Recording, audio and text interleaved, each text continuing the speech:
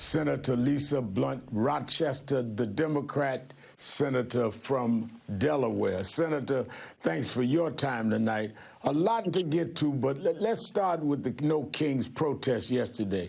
You participated in one of the rallies in Rehoboth Beach, Delaware, your home state. Yes. What did you take from what we saw yesterday across the United States? You know, Reverend Al, I have to say, I attended the first one in June in the northern part of my state, and yesterday got the opportunity to attend the rally, and just the highway was stretched like for miles with Delawareans saying, we don't accept kings in this country. And it was a powerful, powerful moment. I mean, there was this combination. I remember one of my favorite signs was someone who had a sign that said, my sign is too small for all the issues I have and why I'm here. And people were coming out both for righteous indignation. Some were concerned and fearful. Some were federal workers. We saw seniors. We saw kids. And I think it was just a testament to the American spirit. You yourself, you know how powerful marches are and demonstrating peacefully. And so yesterday I was filled up. I told people I'm taking that energy right back with me to Washington, D.C., because it was powerful. It was the power of the people. Now, as I'm sure you've already seen, Senator, the president responded to yesterday's demonstrations by posting an artificially generated video on social media in which he's wearing a crown. He's piloting a fighter jet labeled King Trump, and he's dropping what appears to be human waste on protesters in an unidentified city that looks a lot like New York. It follows the White House posting a mock-up of Trump and J.D. Vance wearing crowns above an image of Hakeem Jeffries and Chuck Schumer in sombreros. In the midst of the nation's challenges, including a government shutdown that we'll get to, what do you make of these antics and the message that they send?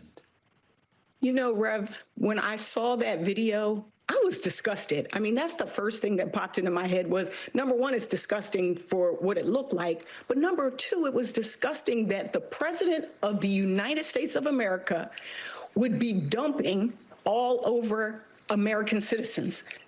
You know, from day one, I said, we need a president that's going to be a president for all the people. He has not exhibited that. And it is no wonder that just this, I think it was just this week, there was the release of all of these text threads from young Republicans that were spewing hate and spewing, you know, anti-Semitic, racist, sexist, you know, bile.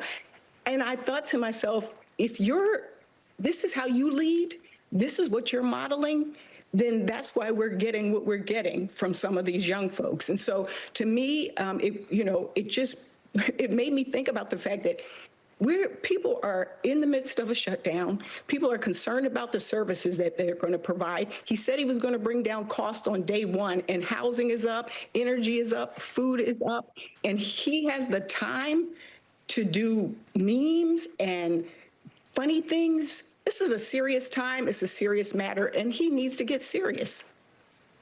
Now, let's switch gears to the shutdown, Senator. On Friday, a military spending bill failed in the Senate on a party line vote as Democrats argued the upper chamber's focus should be ending the shutdown. In the lower chamber, Speaker Johnson, who's warned this may be our longest shutdown ever, has already gavelled the House for the coming week. Tomorrow, the Senate reconvenes for yet another vote to reopen government. Can we expect to see any movement this week towards ending the deadlock, Senator? Well, let's go back to your last question. If the president of the United States can tweet those kind of things, he should be tweeting to Speaker Johnson to bring the members of the House back into session. You can't negotiate with people if they're not in the city, not in the Capitol, not at the table. And so, number one, we have an opportunity to both do something that, as Democrats, we're clear about. We want to open the government, and we want to make sure that we restore people's health care, the health care that was taken from them during that big, beautiful bill to pay for tax breaks for rich people. It's clear, it's simple, and we need them to be at the table, or at least be in the state, in the city of Washington, D.C., to be able to work together to make sure we open the government and restore health care. This is about everybody. Now, before you go, Senator, I have to ask about the escalating tensions over U.S. strikes on alleged drug trafficking vessels off the coast of Venezuela. Earlier today, Defense Secretary Pete Hegseth announced that a strike Friday in international waters killed 3 people on a boat allegedly linked to a Colombian terrorist group. Then the president said that he will end U.S. aid to Colombia and calling its president an illegal drug dealer who facilitates his country's drug trade, which the president warns the U.S. will end if Petro does not. It follows the Colombian president accusing the U.S. of murder after a fisherman was allegedly killed by a U.S. strike in Colombian waters last month. Your thoughts on these developments, Senator? Well, Reverend Al, you said the word allegedly a couple of times, and that's important.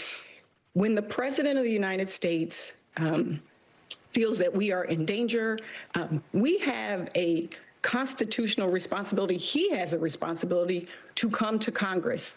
We are Article 1 of the Constitution. And what he is doing is really creating acts of aggression that might put us in deeper harm, deeper danger as a country. The reality is he currently says he wants to be the president of peace, but he's creating more tensions, more aggression, and not coming to the Congress, which has the Article 1 responsibility. If he needs a use of force, then he needs to come to us. I've signed on and been participating with Senator Schiff and Senator Kaine as they look at this issue. They put forward a resolution, but the president needs to come to us if that's what he believes. And again, I want to push on this issue of this current situation with this shutdown. He can, instead of tweeting those negative things, tweet to end this shutdown, because business people are being harmed, farmers are being harmed, people in my state, and disproportionately people in red states are being harmed from this shutdown. So, Mr. President, instead of sending sombreros, do your job and come to the table and bring Speaker Johnson with you. And as you say, people in red states, people that voted for him, are suffering. Senator Lisa Blunt Rochester, thank you for being with us.